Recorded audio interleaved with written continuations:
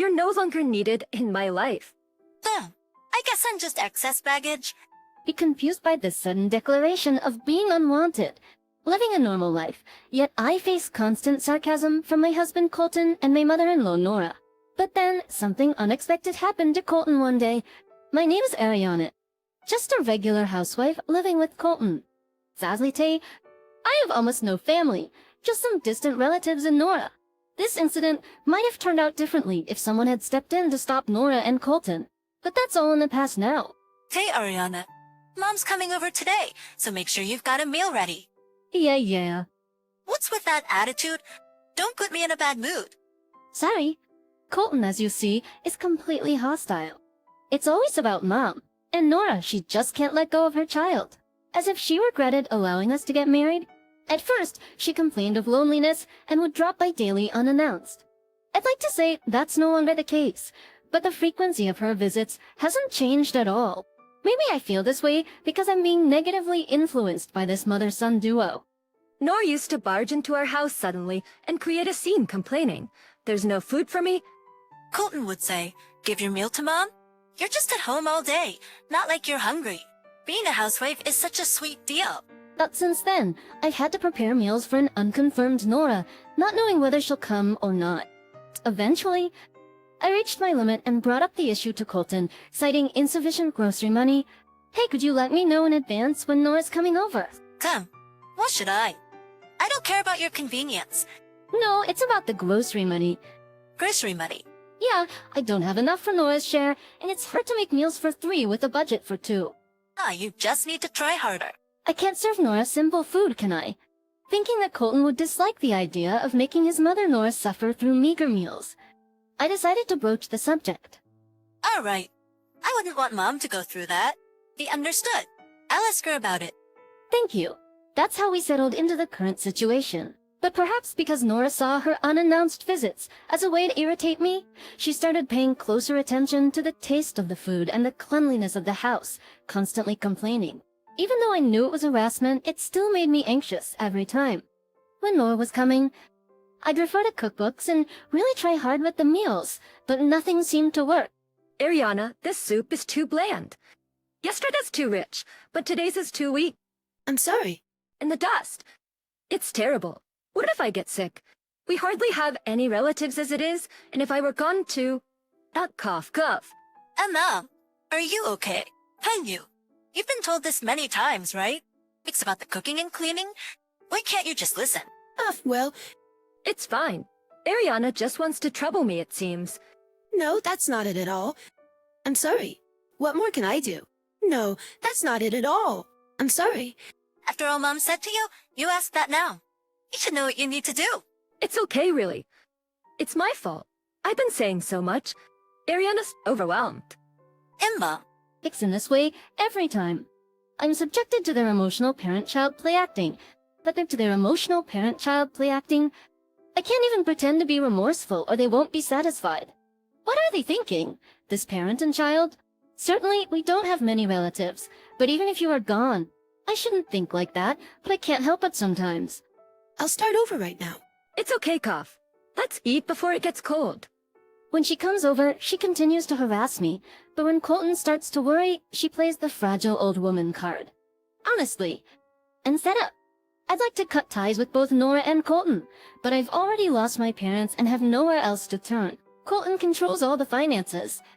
Probably, Colton just wanted someone who'd obey him, do all the household chores, and let him do whatever he wants. If he didn't think this way, he wouldn't treat me so badly. Both Colton and Nora know I have no escape. That's probably why they act this way. Done. I remember this too. Ariana, what's with this interior? This tasteless vase. How can you even display it? And what about these flowers? Also, there's dust around here too. Please be more careful. Well, that vase and the flowers were chosen by Colton. No, don't lie to me, please. It's true. I taught Colton aesthetics. Do you think I brought it? That's what you're saying. But look at this thing. Look here. I'll show you. A week's... Wait, With that, Nora dropped the vase on the floor. Of course the floor was soaked. The flowers were scattered and the vase shattered. This set was a gift to Colton from a client at work as a token of gratitude. He came home in a good mood that day, saying, "Like these flowers? I got them as a gift. Here, put this up." Sure, got it. I recalled this conversation in a flash. Unluckily, Colton came back at just that moment. Ah, what a day. What happened here? Oh, something terrible. Nora, Ariana didn't like the flowers. Said she didn't like them and dropped them. Right. Ariana. No, that's not true. Hey, Ariana. Is that true? It's no thing. You dropped it, huh? You probably did it on purpose because you're unhappy with me. Mom would never do such a thing intentionally. Right. Yes, of course. That's right. Look. Ariana, apologize, won't you? No, it's not like that. You never admitted, do you? What did you say at first? You blamed Nora. Blaming your own actions on someone else, especially my mom? What are you thinking? It doesn't matter what I say. You won't listen. Hey, say something. I am saying something. I'm saying it wasn't me. Look, you're impossible to talk to. Mom, move aside. It's dangerous. I'll clean it up. It's okay, it's okay. Maybe Ariana didn't do it on purpose. I'll help too. Look, Ariana, move aside, it's dangerous. I couldn't defend myself and just went to the bathroom to get a rag. That moment, I caught Nora smirking at me. She had been planning to trap me from the start. Well, it's not surprising now. But honestly, I was shocked she went this far. So it's become me versus Colton and Nora. Or rather, it's not even a versus. I'm just being unilaterally blamed. Huh, why did I marry someone like this? I muttered to myself in the bathroom. They probably didn't hear me. I can hear them bad-mouthing me. I want to escape this house so badly, but the reality is, I can't. What should I do? One day, as I was troubled by this situation, Nor suddenly stopped coming to the house. When he asked Colton, all he said was, "I don't know," that having her come over was a relief. But around the same time, Colton started coming home late. He used to leave work on time, but then he began to stay for overtime more and more. "Hey, you've been doing a lot of overtime recently. Is everything okay?" We had this kind of conversation for several weeks. Furthermore, he started working more on weekends too. I have work tomorrow. Don't need meals. Don't need a sandwich either. I won't need it. I'll be working until night. Oh, really? Are you sure you're okay working that much? Hey, you've been doing a lot of overtime recently. Is everything okay? Sorry. Yeah, really. You look tired though? If I say I'm fine, I'm fine. I'm okay if I say I'm okay. Don't keep nagging me about it. Okay. After declaring so, Colton really did start working more on the weekends, and his overtime remained frequent. Honestly, because I find Colton somewhat intimidating. It's a relief he's not home much, but that's just between us. I had this vague idea that Colton might be cheating, but as long as he wasn't causing me trouble. I didn't care what he did. My personality has changed a lot since before our marriage. I know it's not ideal, but once you start thinking that way, it's hard to stop. Oh, I've been leaving Colton to his own devices for about 2 months now. His treatment towards me has become more careless. He doesn't eat at home anymore. Our already limited conversations have almost ceased. He's even kicked me out of our bedroom. Pigs Colton or Ty. Are you really okay these days? One day, I finally decided to talk to Colton. Hey, are you okay? You don't eat at home, and we hardly talk. We're supposed to be a married couple. The way it is now, we're just roommates. You even moved me out of our bedroom. I'm really sad about this. What are you talking about? We are just roommates. Be quiet, will you? But Well, you're always getting in my way. I remember everything, you know. The vase you broke, trying to make Mom sick, all of it. But I didn't break the vase, and I never tried to make Nora sick. That's just not true. Mom said so it must be true. or again with Mom? Yeah. You know how important Mom is, right? Oh, but you wouldn't understand since you don't have parents anymore. That's so cruel. Besides, no matter how much you protest, you don't have the courage to divorce me. I don't want a divorce if I can avoid it. Then just listen to me. I'm the one supporting you, housewife. With that, Colton disappeared into the bedroom. We'd never really argued before. It was incomprehensible to me. Everything about me is known. My entire life is under his control. Thinking about this, I even felt a sense of fear, which no injected sexually ill a week after this argument. Colton came home early for the first time in a while, and he brought Nora with him. "Oh, you're home early today. Nora, long time no see. Yeah, there's something I want to talk about. Right. Mom? Yes, indeed. It's an important matter. We need to tell Ariana. For some reason, Colton and Nora were in high spirits. I have a bad feeling about this. But maybe, just maybe, they had come to tell me they had a change of heart, asking for forgiveness because they've reformed, promising to help with the housework from now on, saying they'll put their laundry in the washing machine themselves, and stuff like that. I laid out the beef stew I had planned to eat today on the dining table and took my seat. While eating that beef stew, Nora and Colton started spouting unnecessary comments again. Oh, Ariana, what did you use for this beef stew? Some cheap wine. I bet.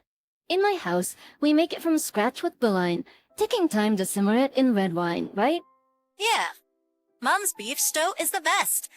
Did you come here just to show off this conversation? If that's the case, I'd rather you leave early today. It didn't take long for me to realize my hopes were too optimistic. Oh, right. Ariana, we came here today to have a serious talk. Yeah, we need you to listen. What is it? We want you to leave this house. For a moment, it felt like time had stopped. Leave the house? Why? I haven't done anything wrong. What? Did I do something wrong? Actually, so wait. I got her pregnant. Yes, isn't it great? It's a boy. Wait, you're kidding. Is it an affair? Yeah, that's right. So he's going to marry Zoe. That's the plan? Zoe's really excited about it. Honestly, I never wanted a child with you, so it worked out well. It's really wonderful. Our family line will continue, even though we have few relatives. Mom is so happy. I'm glad Mom's happy. So, Ariana, you're no longer needed. Wait, isn't that a bit harsh? That's not fair. But the fact remains that there's a child on the way. You're not needed anymore. You're just ex-baggage. I don't know how you stayed here this long. Excess baggage. Oh, here. I brought the divorce papers. This is also sudden. Because there's already a child in her belly. Do you understand? You wouldn't know, would you? You've never been a mother. Stop complaining and just get out of the house. But where am I supposed to go? I don't have any money. Ah, right. Here, take this. Use it however you like. They handed over an envelope containing $1,000. What do you think I am? I told you before, you're just a roommate. So, Colton and I will live in this house. You take care of the rest. This mother and son are the worst. No matter what I say, they won't listen. I'm fine. I'll leave. This is the divorce paper, right? I'll sign it. I'll pack my things and leave right away. Oh, surprisingly quick for once. You do understand important things after all. I kind of respect that. It's too late, though. It's amidst Colton and Nora's laughter in the dining room. I signed the divorce papers and swiftly left the house. Thinking now, I need to find a place to live. Maybe I'll stay at a hostel for a bit. And I need to find a job. Even with the $1,000, it wouldn't last long. But their cheerful voices behind me. I cried for the first time. About a month had passed since that incident. And first, I was so angry. More than feeling like someone else had taken something from me. I felt disappointed in myself.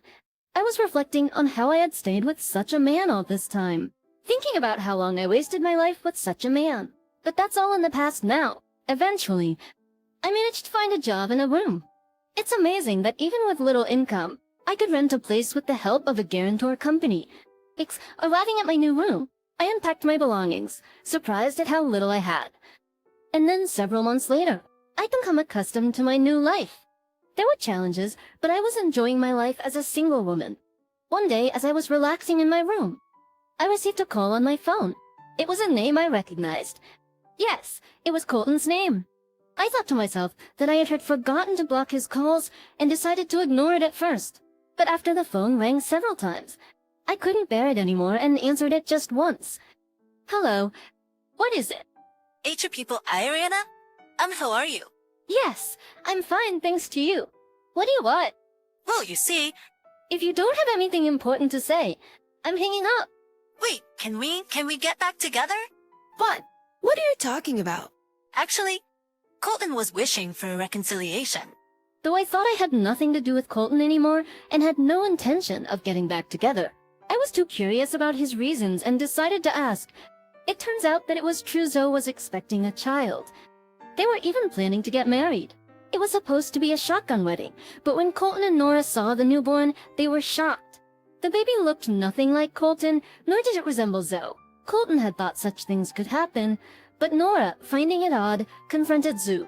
Zoe then admitted she had been involved with multiple men. She accidentally got pregnant by another man while arguing with Colton about getting married. She pretended the child was Colton's, whom she wanted to marry. In short, it was a case of brood parasitism. Oh, so it was brood parasitism? That's too bad. Captain, up to you. I'm being so humble here. And that's what you say? You should be happy about the chance to reconcile with me. Oh, now why should I? I mean exactly that. Just come back home already. I'll take care of you again. No, thank you. What did you say? I don't have feelings for you anymore. I don't want to reconcile. After all, Colton, you only ever thought of me as a roommate, right? No, that was a misunderstanding. It's different. How can you call it a misunderstanding after repeating it so many times? You know humans remember the bad things that happen to them. Vince, the pariahs. That's why I remember all those words and actions from you and Nora. I was deceived by Mom. Wait. After all that talk about Mom, now you say you were deceived? Now of all times? Please be serious. Even if you want to reconcile, I'm living a more fulfilling life than I ever did while married to you. So it has nothing to do with me. Hey! You ask for the reason and then say it's none of your business. We're strangers since the divorce. Do you understand what divorce means? Are you mocking me? No. Are you okay? Colton, anyway, enjoy your life with your beloved mama. Bye. Hey! He seemed like he wanted to say more, but I ended the call as it wasn't leading anywhere. After that, I received many messages from him demanding reconciliation. They began to sound more like threats, so I warned him that if he continued, I would go to the police. That stopped him. Colton has always been intimidated by professions like police and lawyers.